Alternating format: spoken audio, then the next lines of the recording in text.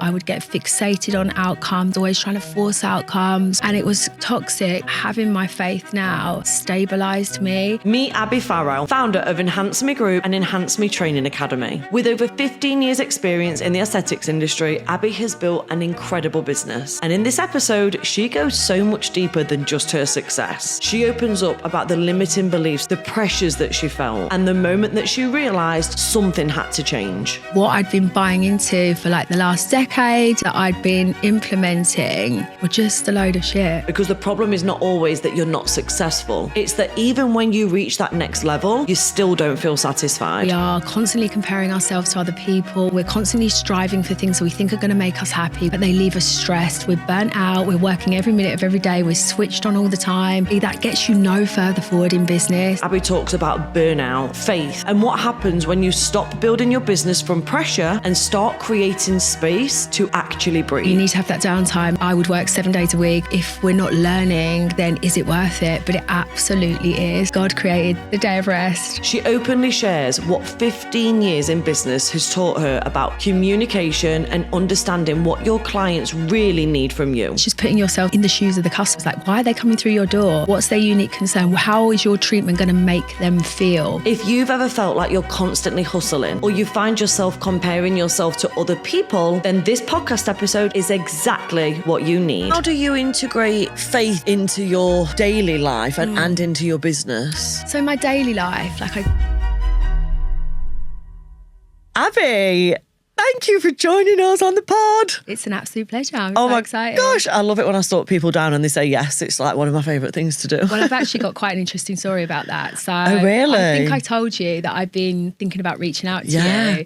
And honestly, this is the absolute truth. On the day that you contacted me, one of your emails came into my inbox and I was at my desk in my office with some other girls. And I thought, I really must reach out to Alicia. Like, I really want to get on her podcast. No. Honestly. And literally within about 30 seconds, one of my team walked towards me with a phone. They were like, Abs, I think you should see this. I think you should answer this one personally. And it was a message from you. Well, did I voice note you or did I message you? No, you just sent me a message. Yeah, just seeing actually if I wanted to come. If you was even interested, yeah. And it was literally from reading an email to her walking over and giving me the phone. I was like, oh my goodness, this is meant to be. So yeah, and I would have said a few years ago, well, that's fate, or you attracted that. And now I'm like, God did his work there. He definitely did his work. There's some discipleship at play I here. love this. So there's so much to talk about with you because you've been in the industry for a long time. You've recently found your faith as well, and same for me. Yeah. And this podcast now I've had some incredible guests talk about their faith, and I love it when I get people come on and share that because I think it's really important. So much to talk about. Let's get going. So I always like to start with, you've been in this industry for 15 years now, but I would really love to take it back to the beginning. How did you get into this industry? Well, it's not a typical story, probably not what you would expect. If we take it right back to the very beginning, my mum took her own life when I was very young, and my upbringing was quite difficult. You know, it was challenging after that.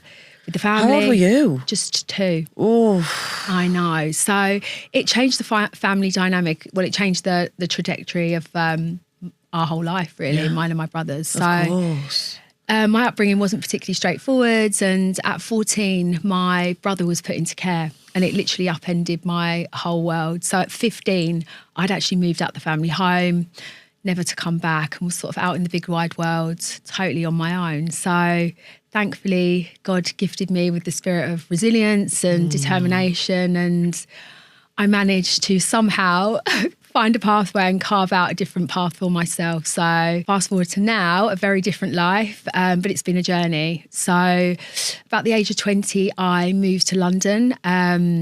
And again, he gifted me with the gift of the gab as well. I managed to fluke an interview at a big media-owning newspaper. So up to that point, I'd done really crap jobs. I'd been selling like classified advertising in newspapers, just really like dirt jobs. So I managed to fluke an interview at the Daily Mail newspaper.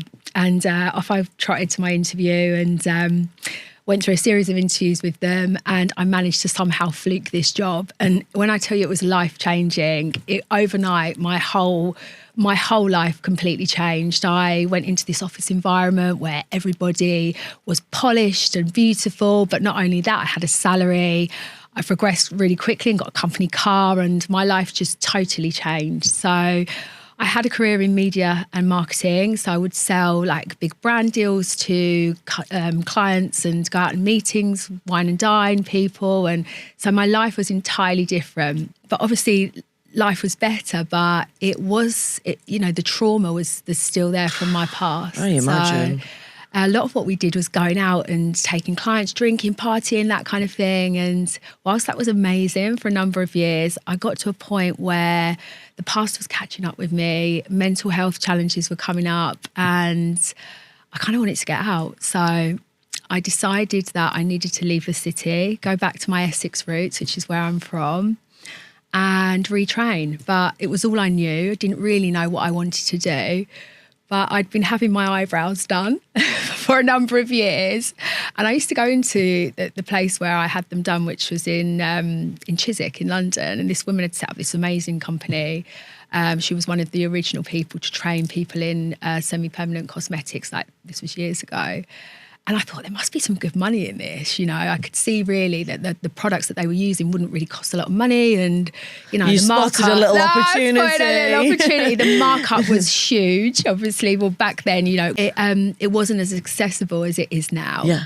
But I thought, I'm going to do this. So I trained.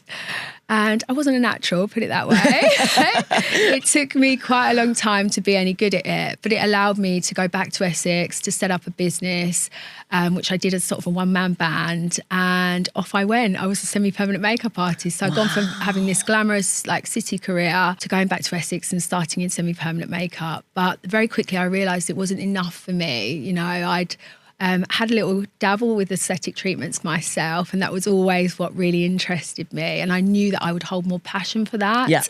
So it opened the door to me being able to train in those modalities. So I went into aesthetics and did all my training. So what year was that then? So I reckon it was about 2012. Okay. Yeah, so many years early into the industry, because I joined the industry as a non-medic 8 years ago. So what was that like? Maybe 2017, 2018. So 2012. Yeah. That was really unheard. Yeah. Presuming you was non-medic because of your previous career. Yeah, completely non-medic. It was pretty much unheard of in 2012, wasn't it? Yeah, and I hit the market at just the right time. It was a sweet spot. So, people were being a lot more transparent about having things done online. Still, not everyone would admit to Botox and fillers, but it was starting to come through. So, I hit it just at the right time. So, yeah. I love that. So when you had trained in the aesthetics, did that kind of unleash this inner passion? Yeah, well, it did. I really found that I took to that. It was much more of a natural thing for me. I really understood the face. I guess, we all as women fixate on our own faces. So we're looking at everything, all the little things, the tweaks that we would like to make. And, I was able to translate that to other people's faces and to really understand those small little, things that we could do to make people feel more confident. And I think that that's what drove me really, because I'd had treatments because I lacked confidence in certain things, and we're all quite mean to ourselves, aren't we? And so, being able to do that as well, it really gave me a passion for the job that I probably didn't get from the semi-permanent makeup. So I think that's necessary. And a lot of people come into this industry now where they are just looking at the money, the pound notes. And it definitely wasn't like that for me. I was truly passionate about it from the very early days. So, yeah. And did you find it easy to build your client base?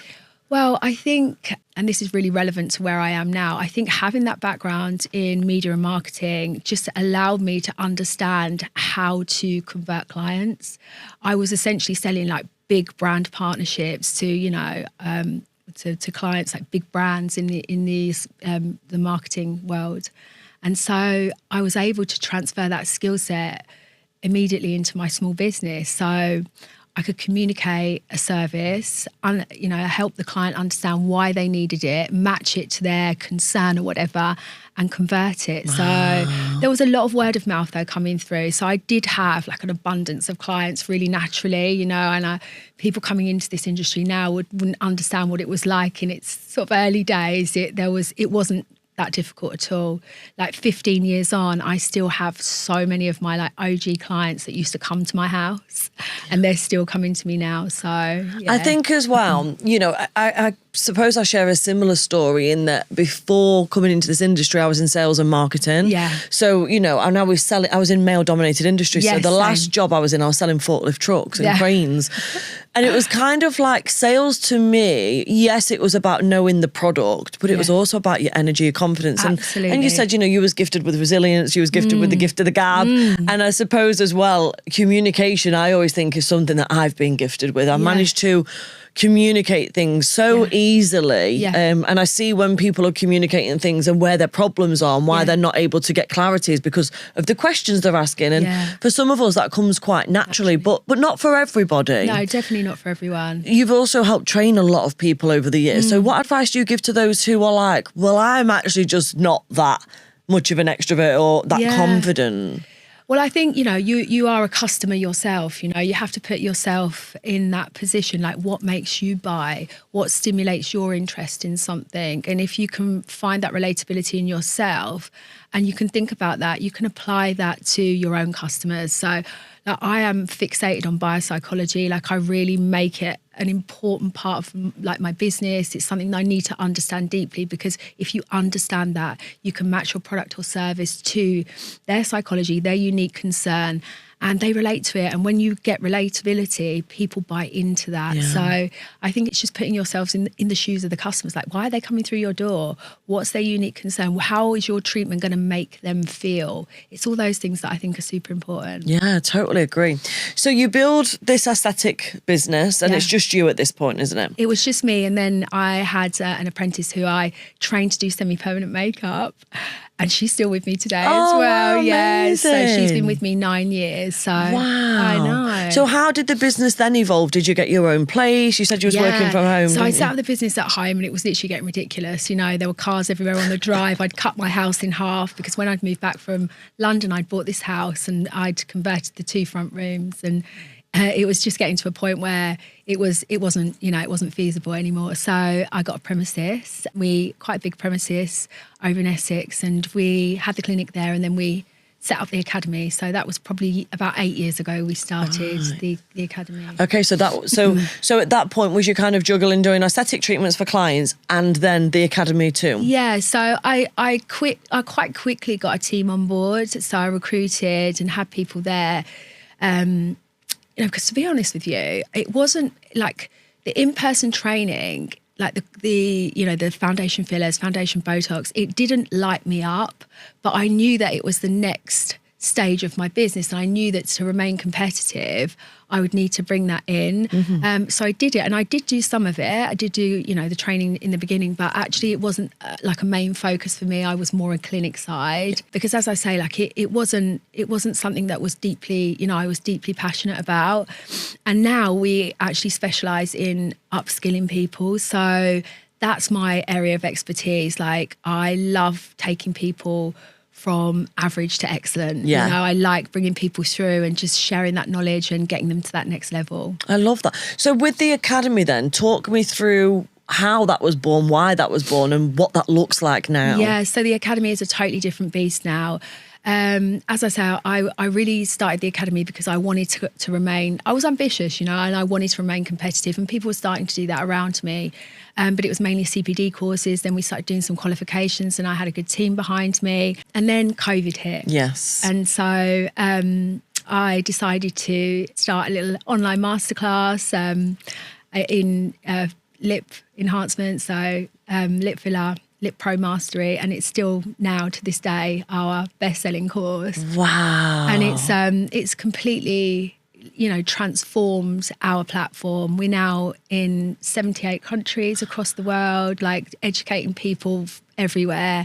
So the platform has just literally blown up. So it's probably where I put about 80% of my focus now. Okay, so talk me through the platform. Yeah. So as I say, it was an idea born out of COVID. I created this masterclass, thought it would do nothing. And this is like for people to perfect is it for practitioners already qualified or for? Yeah, so for practitioners already qualified. So the people that we speak to with our masterclasses, they're in that, like, I call it that awkward middle ground where they're trained, but they're not truly confident. You know, you come out of your foundation training, you've got the skills, but you've really got two options at that point. You have to either invest quite heavily in more in-person training, which means that it's going to take time, it's going to be expensive, and you're going to still have to wait for that client-based space to come to you. Or you're going to have to practice on the job, which many of us have done, you know, and in many ways, that's how I've learned to be as good as I am at injecting. It's those like tiny technical details that you learn on the job. So there's a skill gap. So we meet people there really. So they are trained, they've got their certificates, but they're still not getting exceptional quality work. Do you know what I mean? They're producing results which are good.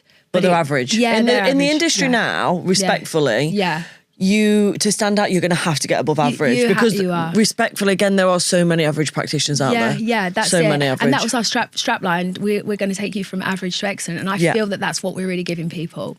And is it just lip filler in the academy now? We do absolutely everything. So any injectable, we offer a masterclass in that. So it's like 15 years of my knowledge. At this point, having worked on thousands of clients and also continuous investment in my own personal growth as well. You're sharing it all. Yeah, just sharing it all. Like it's all the stuff that I wish that I had access to really early on in my career. So at this point for you now, you no longer do treatments for clients? I do 2 days a month. Okay. Yeah, and I love to keep my hand. Yeah. And I really, really love to keep my hand in. I think it's necessary. You need to be on your shop floor. You need to be amongst your clients. And it's in those moments that I bump into those clients that still come to me, but with one of my other girls. Oh, amazing. So you've trained other people to your standards. Yeah, absolutely. Yeah. So I have a team still. And so, yeah, I mean, I love it. I still love what I do. It's just a time thing. You can't do it all, can you? So, yeah.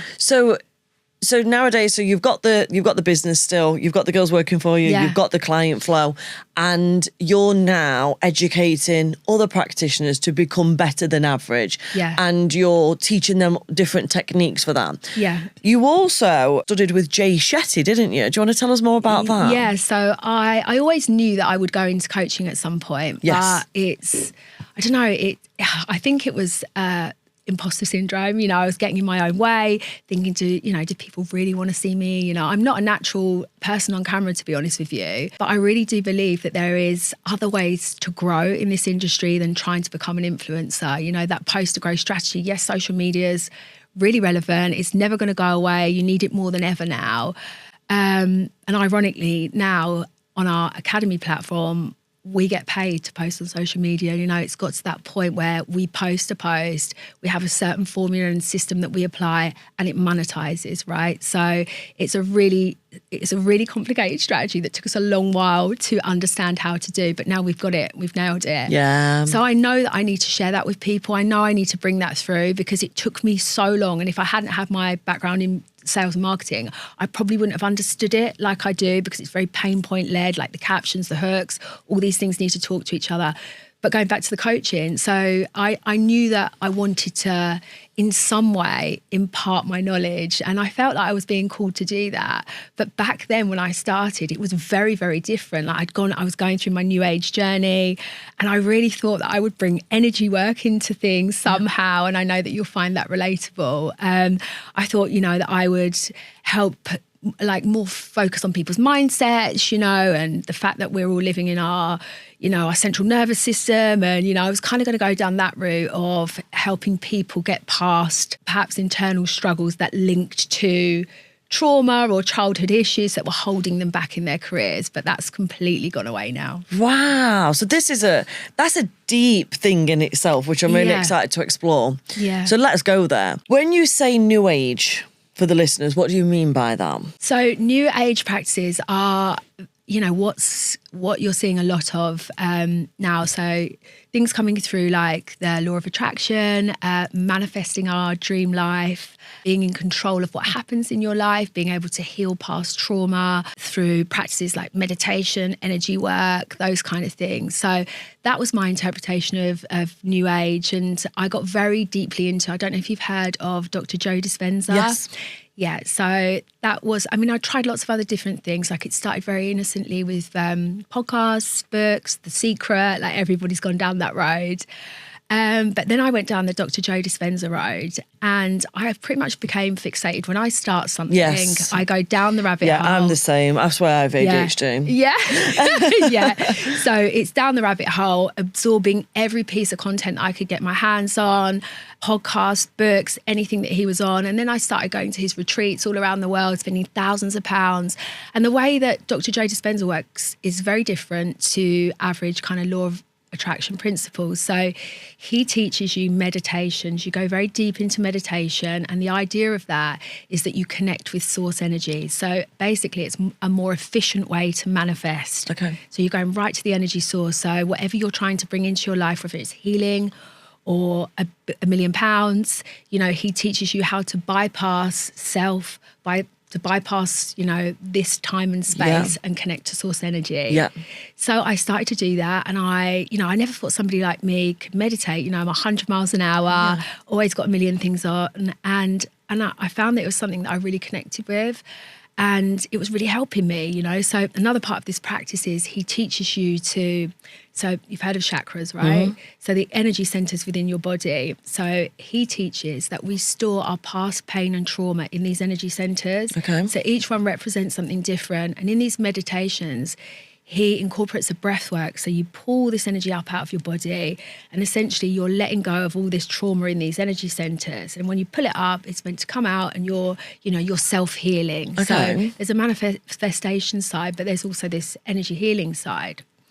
So I did this for a number of years, and I was getting good results. And I thought that I kind of cracked the code to happiness. It felt like a bit of a superpower until it wasn't. Okay. So I went to this retreat in Mexico. And a Joe Dispenza Joe Dispenza retreat. So you're in with 1,000 people in a room. People are having these, like, we're going into these meditations, and they are, it's like, I mean, they're like, I can only describe as like being in on some sort of drug, like in a trance, euphoric, like euphoric, like, and they feel amazing. And when I got home, I was carrying on with the meditation, and there was this one specific meditation that I was doing, and I was bringing the energy up, and it was all about healing childhood trauma and wounds and things like that. And all of a sudden, and this is going to sound really woo-woo, this energy would surge through my body, and it happened on a number of occasions. And it would come out of my mouth, and it would manifest as sound. Okay. But not in a way that's, passive or normal. It would vary. This is going to sound really No, I'm all in. Yeah.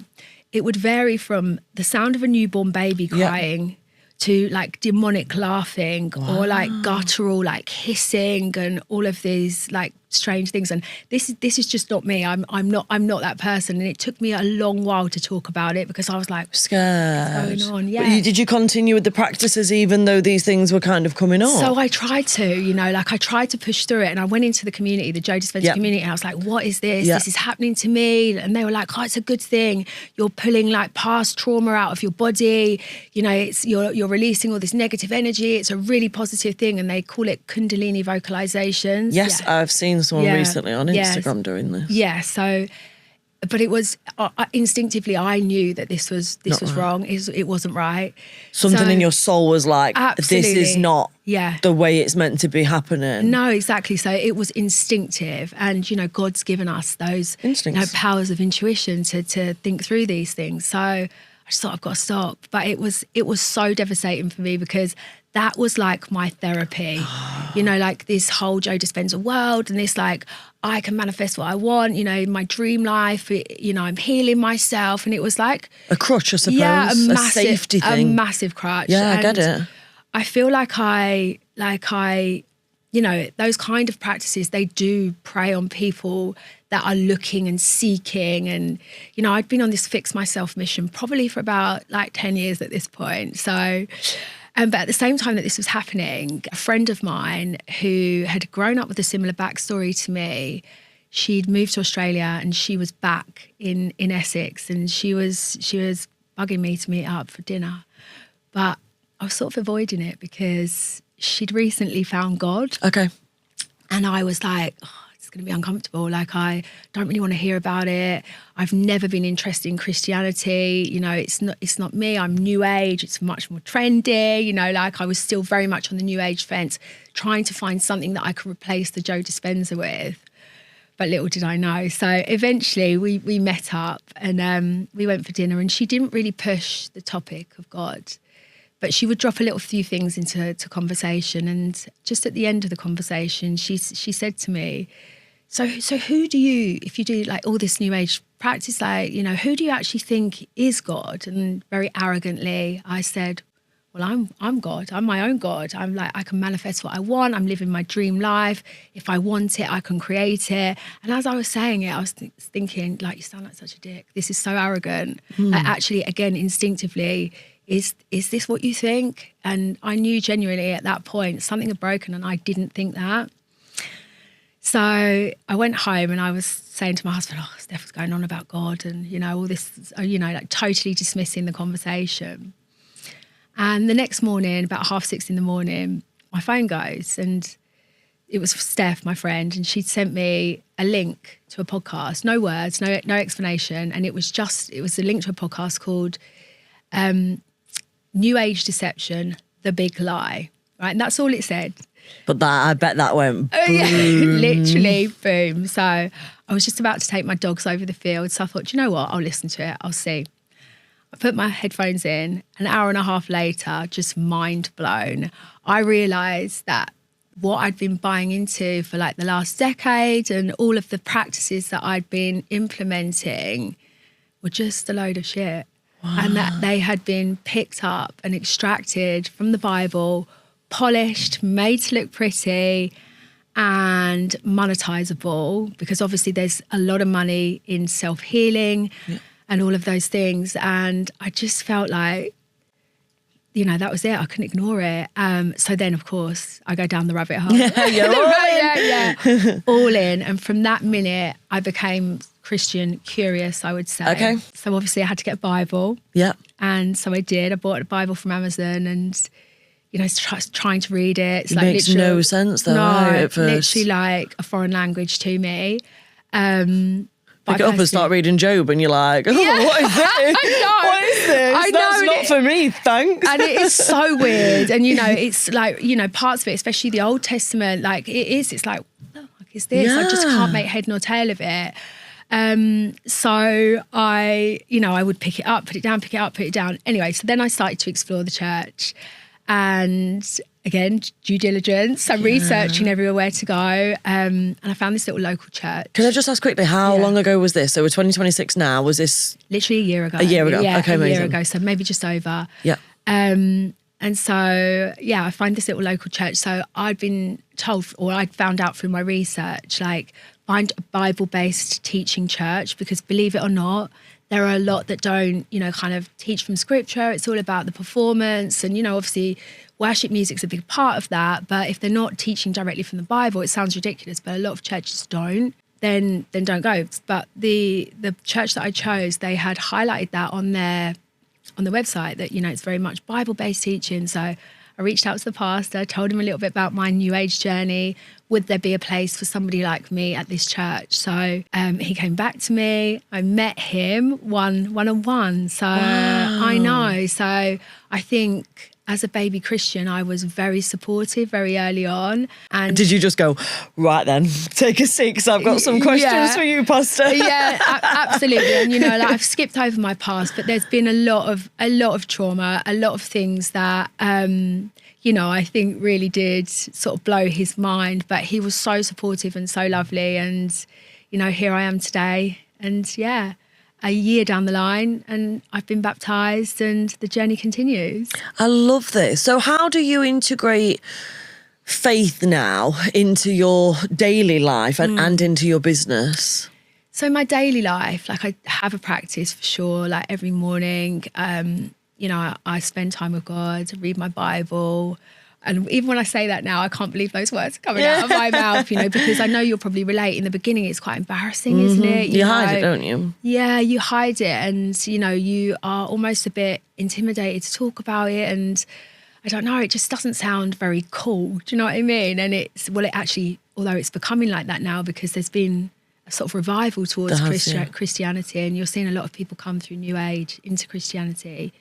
But yeah, so every morning, I'm really disciplined anyway. So I have that morning practice.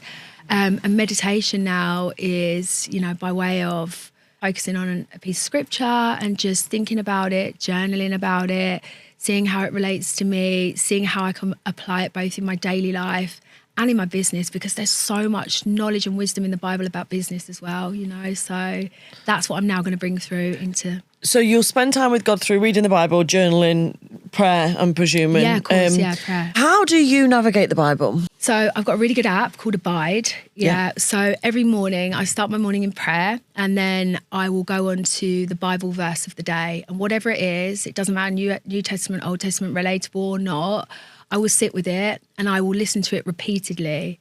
And I am, I'm probably on the spectrum in some capacity because, I do get quite obsessed with things. I really want to understand or interpret or apply in some capacity to my life, my business, my family.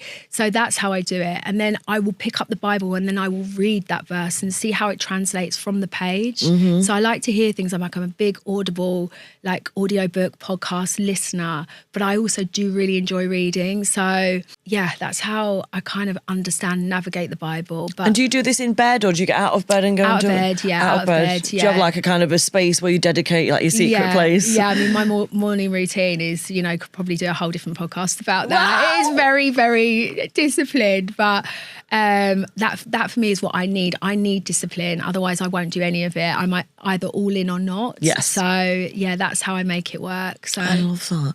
So tell me the difference in yourself, your energy since giving your life to God, Jesus, and New Age practice. What's the difference that you have felt? So in New Age, I was constantly seeking. It's not good enough. I need more, or I want more. I was never settled. I was never secure. And for somebody like me who doesn't come from a stable upbringing or background, I really, really need that. And that is the main difference in finding God. There is this unexplainable peace in it. You feel held, you feel supported. And if you've grown up without parents or a parent, it's a really lovely space to be in terms of stability. It feels like there's something supporting you that you can't quite explain. And is that something that you feel as a result of doing your kind of Bible study, or is it something that you feel all of the time? Pretty much all of the time. I think one of my biggest challenges as I navigated business, or my business, was that I was always stuck back as that 15-year-old girl who'd moved out of home, who had no place to live, who was, really making lots of mistakes. I had to navigate that season of my life by myself, and I wish that I'd have had that belief system back then. But it really affected me or impacted me negatively in my business because I would be over ambitious. I would get fixated on outcomes, always trying to force outcomes or manifest, Yeah. And it was toxic, it wasn't good for me. So I think having my faith now has stabilized me, because even up until recently, I would say I very much suffered with that. Again, the imposter syndrome, which a lot of us get when we get successful, because a lot of people who are entrepreneurs or people that have found success or are driven come from trauma, because there's this desire to just succeed and to, make life okay for themselves. I think it's also, I know for me, when I started the salon and the Beauty Growth Academy, the salon came first, and that was going at the same time my brother was dying from cancer. So it was trauma built, and then it became a distraction when he passed. Yeah. And I think to an extent, for people that have experienced that or similar, it's a control thing. Yeah, it is. I couldn't control his fate. I can control my bottom line. I can control my social media posts. I can control how much money's in the bank. And I think it then becomes that obsession of do, because there is a level of, you want to suppress things and distract from things. And since you turning more towards your faith, Have those things, are they not as apparent for you now? Definitely not as apparent, no. I still experience that. Yeah, I mean, on occasion, but definitely not as apparent. Like Give me your pastor's number. Yeah, He'll be like, what have you given her my number for?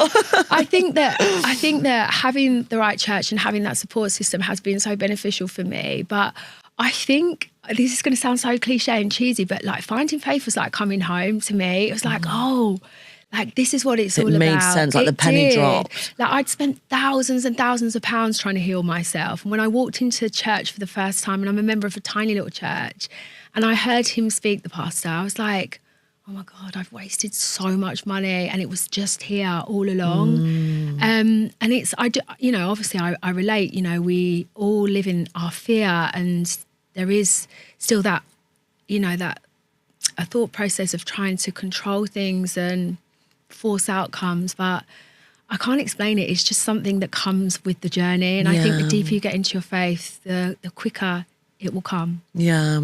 And how important do you think church is to faith?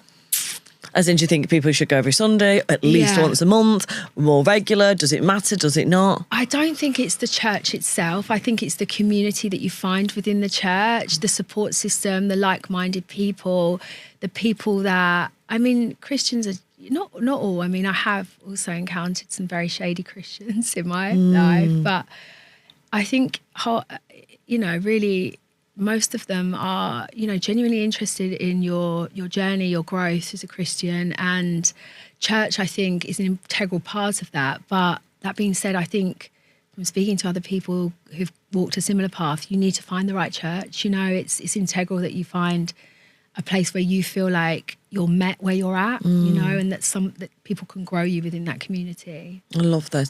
So what do you think the biggest, give us 3 biggest changes that you've seen in your business since surrendering, I'm presuming you surrendered your life to God. Yeah. And what do you think has changed since then for you?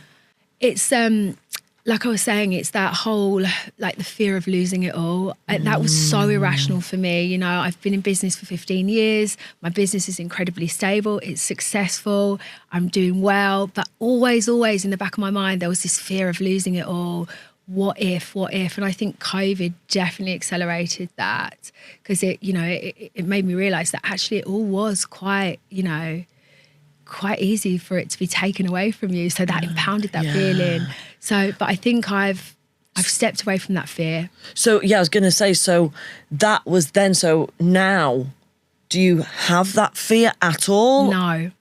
How? I know, it sounds too good to be true. I don't have that fear because I spend time with God every morning speaking to him about that fear. I talk, it's in prayer, help me to hand myself over to you, help me to feel your support, just an open dialogue with God to cast your cares because he cares for you. I mean, that's from scripture. It's to know that there is wisdom in the Bible that you can literally read and feel that support and therapy from is what I do. So I will seek out specific passages that support what I'm going through in that moment, if that makes sense. So I think it's all there in the Bible. Do you read the Bible? Yeah. So you have to, I don't know, it's hard to explain, but you stumble across these really like this gold in the Bible, and some of it's relatable, some of it's not, but I think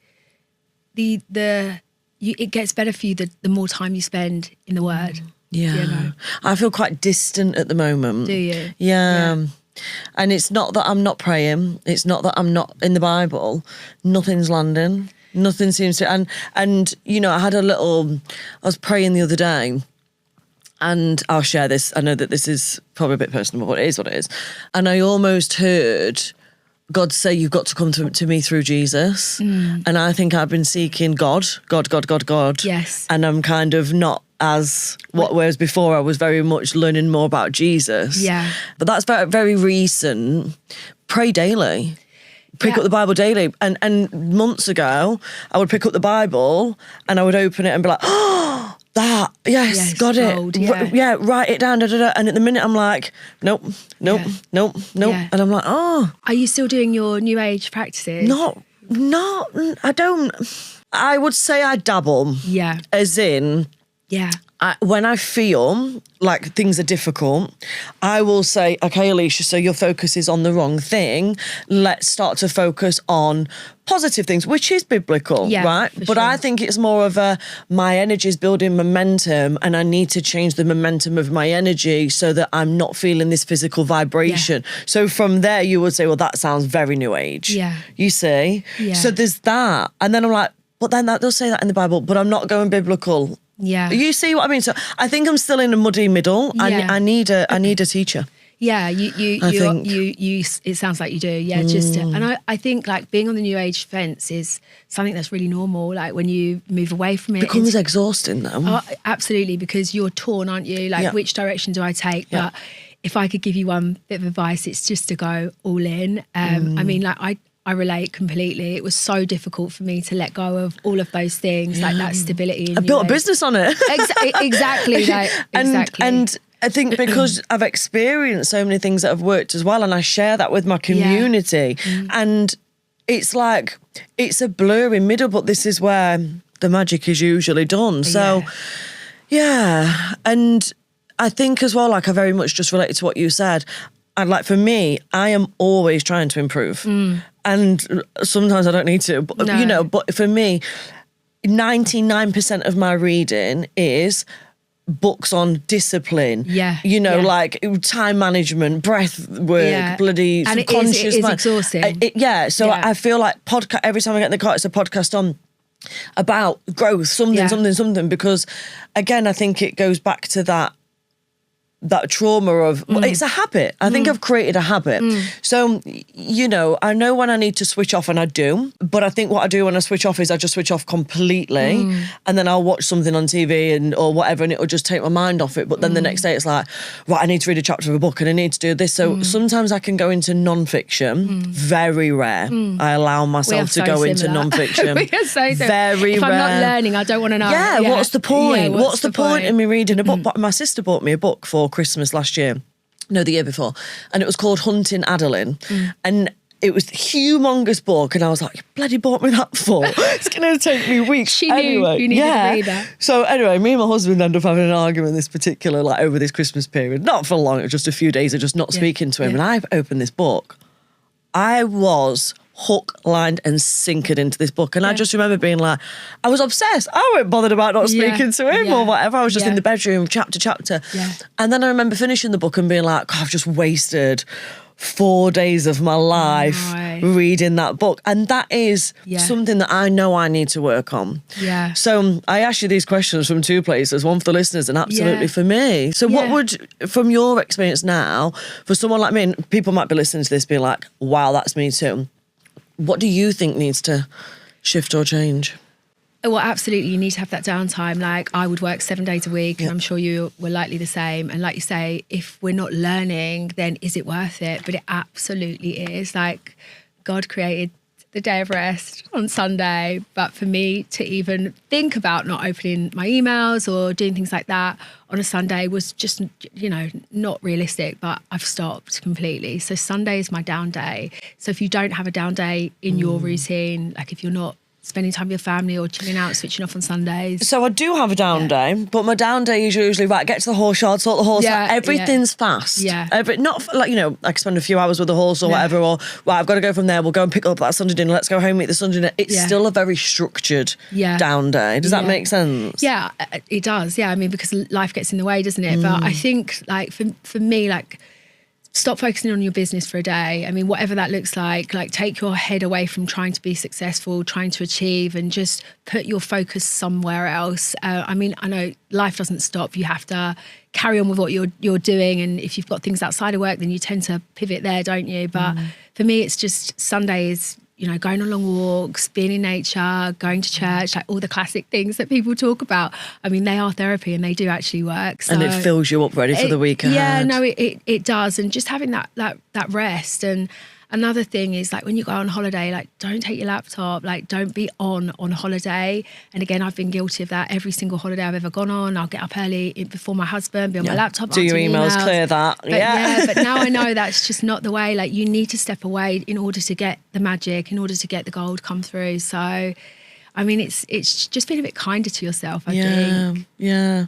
I think I'm ready for. Pray for me tonight, won't you? I will. I absolutely will. Let's find me someone to. I think I do need a guide now, as in a teacher. Yeah. I think that's probably a level I'm at because I'm great at self-teaching. Yeah. But I feel like I've got to a level now where, you know, maybe God's going, you're going to need to seek a little bit more. Just strip it back a little bit because we get very blinkered. We're in our own lane and, you know, we're successful, like high achieving women. And there's a lot that comes with that. But sometimes just being humble, you know, and thinking like, I haven't got it all figured out. You know, there is something bigger and more powerful than me, i.e. God, and you know he's going to guide me. And keep your prayer practice up and keep speaking to him, and hopefully he will put someone in your path. Oh, thank you. I know he will. So what would you say to someone listening to this saying they sound like psychopaths? But no, so there may be someone listening to this that's a little bit Christian curious or a little bit drawn or feeling pulled towards exploring a relationship with God, faith, whatever. What would your advice to those be?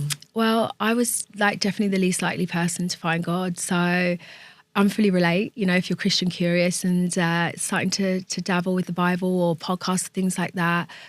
I think just go into it with an open mind, you know, like just be open to what you read, open to what you hear.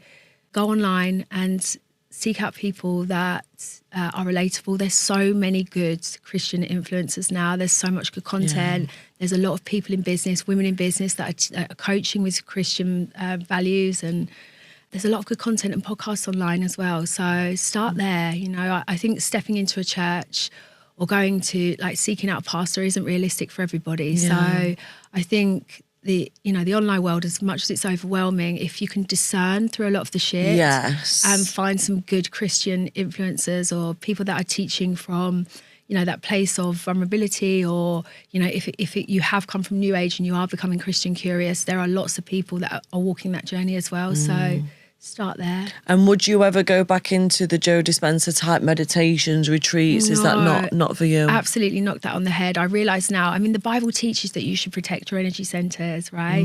Joe Dispenza teaches that you should open them up. And essentially, obviously, you know, you're allowing things to come into your body. So, and they can manifest and they can take hold. I mean, spiritual warfare is a real thing. And I know I'm sounding crazier as I go, but it is really a real thing. So it's helped you and it's changed your life and it's changed your business. Do you feel like you get really clear guidance? I mean, look at what happened for this podcast to take place.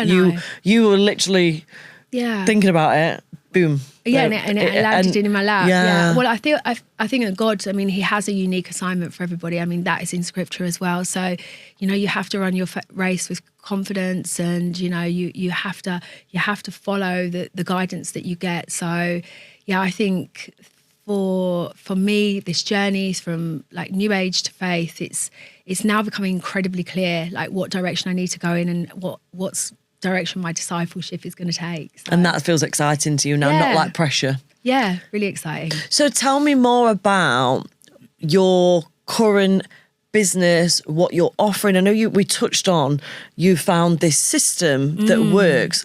Talk to me about that. Yeah, so as I said, a few years ago, we started the online platform and it's literally grown into a massive beast now. And I think that we really identified like a gap in the market. Like I said, we're taking people from like trained to truly confident and closing that skill gap. So for me, I was never a natural on camera. I never wanted to be an influencer or be in front of the camera and trying to grow my business that way. So inadvertently, that meant that I had to build differently. I had to implement systems from early on that I knew I could automate that would generate revenue. And one of the ways that I did it was through the online courses. So we learned a system of how to tap into the pain of a new injector or somebody that's trying to progress their career. We tailor our content around that. We post small educational videos with a hook, which is a pain point. Yep. We match it in the caption, talking about relatable pain points and how we can overcome them and how our education overcomes them. people comment. And when they comment, they get sent into a sales funnel, Yeah. which sends them to a checkout page, which then converts into money through your Yes. Instagram. So it's a really slick system. Are you teaching people this system, or is this a system that's now working for you? So this is a system that's working for me. Okay. But obviously the plan is to bring this to market, because honestly, it's complicated, and it took me about, I've been doing funnels for some time now. Yeah, I mean, funnels are complicated, and unless you've got that marketing background, it's like a different language again. And you have to be analytical. Yeah, it's really down to numbers, like analysing numbers, funnels, steps, conversions. There's a lot to it. Yeah, so I've kind of tag teamed it. So my stepdaughter works for me, and she's my like sales and marketing guru. And we self-taught ourselves this process, and there's a lot to it. But she's the analytical brain, and I'm the salesperson, because like we said earlier, whatever industry you're in, if you've got that sales skill and you can learn how to communicate pain and then solve it, if you can systemize that, then that's the gold. That's where the money is. So with your coaching, so you've got your online platform, and this is where you're training aesthetic practitioners. Is it kind of like they buy a course and that's it done? Or is it they buy a course and they get support or help or coaching in terms of business growth? So we are in the low ticket course sales market. So all our courses are positioned around £97 or $97, because we sell a lot to America.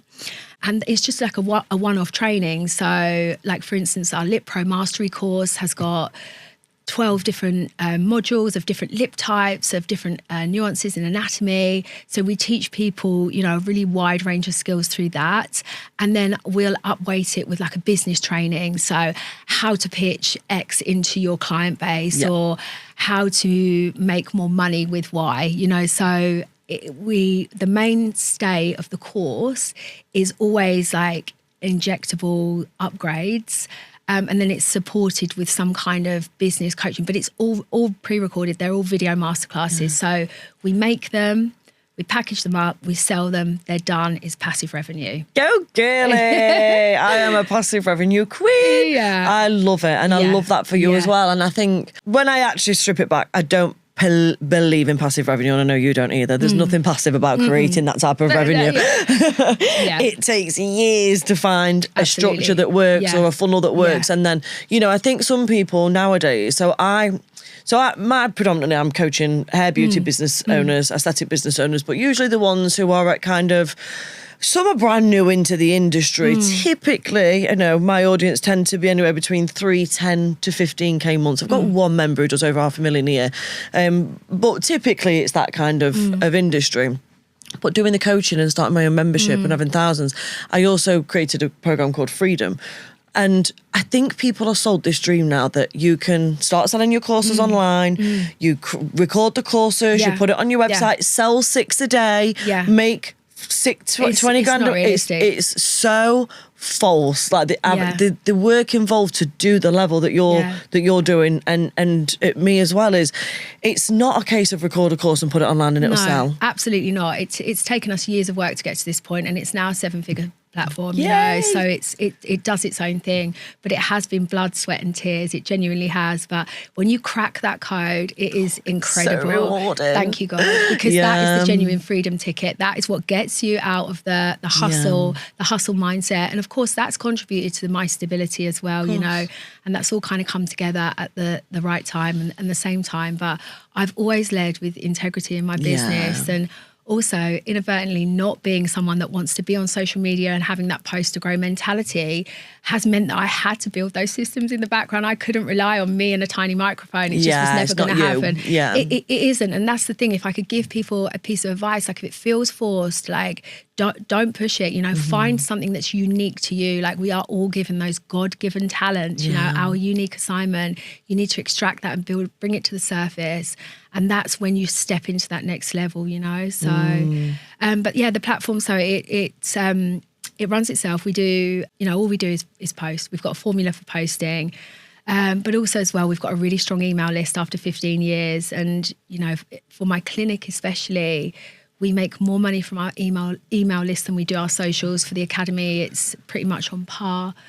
that's again something that I could say to the people listening is start collecting those email addresses from day one, because there's a lot of money left on the table. Like, it really surprises me how many people, like, I talk to students that come through the academy that are just not thinking like that. And I teach them. So this is one of the things that I did when I started my salon so many years ago. I used a booking system from day one and did email marketing and text marketing. Yeah. You due back in for your appointment, or there's this on offer, or this person's got this package this month. Yeah. I generated so much money through that. And people aren't even collecting. Some people still got paper diary. I'm like, girl. No, I know. Girl. I know. To send out an email campaign and to get that cash spike into your business, it's like, you know, it's insanely good. And so many people overlook it because they focus so much on socials, you know. But also something we're really good at, or I would say I'm really good at as a coach, is to help people uncover the business within their business. So there are so many hidden gems in your own business, and you kind of, because you get into the blinkered way of working, and, you know, you're looking at what makes you money each month in your business, which of course is important. Sometimes you overlook the things that really could be more monetizable, maybe more niche, the things that you can communicate to your audience that make you different, that make you stand out. So I think that that's a skill set of mine that I want to teach people more. Yeah, I love this. And with your coaching, is that part of your academy, or do you have something else? No, so I don't do any one-to-one coaching. I was going to say, everyone asked me that. No, I don't do so. Well, I do for the right price, but absolutely, there's a number on everything. But our formula is low ticket courses, and that's what I'm sticking to. I think the most expensive courses that we offer are sort of $497. So it's coaching the aesthetics industry on how to basically enhance get better at what they do, and there's business growth in there too. Well, there is. So we've seeded the business growth, which was part of the strategy to introduce my personal brand, because for the longest time, I know I've needed to do it. Like, I trained with Jay Shetty, like we spoke about earlier, and I became a coach, like, officially. But again, it was the imposter syndrome. I was like, you know, is this me? Like, what can I give people? You know, how much can I share? But when we nailed the online course system and it became the success story that it is, like I say, I felt really called to bring that to the table. So that's really what I'm going to bring through, and what I would, be, delighted to share with people is how to create a core offer in your business, something that's unique to you, how to monetize that. And also the first product that I'm going to launch as sort of a coaching course is how to create a viral digital product from your skills that you're using on a daily basis, like how to bring that through into education and how to monetize that. So teaching people how to identify what's in your business that you can create a core offer from, and then how to package that, put it out to your audience and monetize it in a very basic sort of way, but with a funnel attached to it. So, and would that be, who's the ideal client for that? So I would say anyone that's been in industry, hair, beauty, aesthetics for about 3 years. Okay. Somebody that's they've got their client base. Yeah, they've mastered their craft. They're really passionate about what they do. They might not be consistently booked, and they're looking for that kind of next level or the next way to get cash back into their business, like to be able to monetize their skills and speak to people about what they're doing on a day-to-day basis, and, kind of create an education product around that. And who are they selling it to? Their clients or other people in the industry that do what they do? So other people in the industry. I think you'll find now there's like hybrid accounts, isn't there? So you get a lot of people that will run an account and be an esthetician, but are also educating through their accounts as well. So you see a lot more of that. And I think that they're the ideal client, really. Yeah, I've got the perfect person who would definitely benefit from that. I have already sent her your way. And I've told her something very exciting, Abi, that's happening in September. I know. So on the 21st of September, the Beauty Growth Academy is hosting another live event, and Abi's going to be speaking. Yeah, I'm so excited for that. I am so excited. So tell us what, I know we're a little while away from that yet, but this episode is going out before September. We are doing the Rise and Thrive event, and that is all about, it's not so much business growth, but we will touch on those things. It's about, obviously we're going to talk more in depth about what you've just said to us, but it's about helping people rise in themselves and thrive in themselves and in their businesses from a place of confidence and certainty and courage and, all the things. So what is it that you want to talk about on that day? I think it's that, if if I can do it with my backstory, genuinely anybody can make a success of themselves in this industry. It's full of incredibly, sort of inspiring women. I want to empower people to come out of the central nervous system, to stop fretting about the small things and be able to focus on creating, a life that they can be incredibly proud of, and doing that through business. I think that I sat in this imposter syndrome and in this like low self-worth for such a big part of my journey, and looking back, it was such a waste. So empowering people to come away from those negative thought processes. I mean, it's a jungle out there. It's so difficult to navigate life, let alone this industry. So anything that I can share with people on that day to help build them up, I love this. And just very quickly, because I'm conscious we're at the end of the interview now, very quickly, when you say people living in their nervous systems, how would that show up for them? So most people are on their phones from the minute that they wake up. We are constantly comparing ourselves to other people. We're constantly striving for things that we think are going to make us happy. We get there, they don't make us happy, but they leave us stressed. We're burnt out. We're working every minute of every day. We're switched on all the time. And honestly, that gets you no further forward in business. It absolutely doesn't. So I think just encouraging people to step away, and uncover what's unique to them. I feel like so passionate about helping people pull out their unique skill set. Everybody has one, and we bury it with all this other shit in the background, all the noise, constant comparison. Like, you're very much on your own journey, and getting lost in the process is, it's just a long path to travel. And I just want to help people identify their end goal, really, and how to get there. Well, I'm sold. I'm buying a ticket for that event, so I am sold on that. And we are also going to go on the stage together, aren't we? We're going to talk a little bit more about your faith, because we are doing the event at the Icon Church, so I've got to do it. Abi, you've been an incredible guest. Where can people find you? So our Instagram handle is enhance_me_academy. And my personal page, which I'm just starting to grow, it's a baby account, is Abi Farrow _. Love that. And we will link everything in the show notes. Oh, thank you so You've been much. an incredible guest. Thank you for sharing so much. I cannot wait to spend the event day with you and just watch you do your thing and learn from you and watch other people learn from you. And I just think it's going to be an incredible day. So for anybody listening, if the tickets are out now, the link will be in the show notes. If they're not out now, DM me, I'll tell you when they're out. But I feel like it's going to be a sellout fast. Thank you so much. So exciting. Thank you.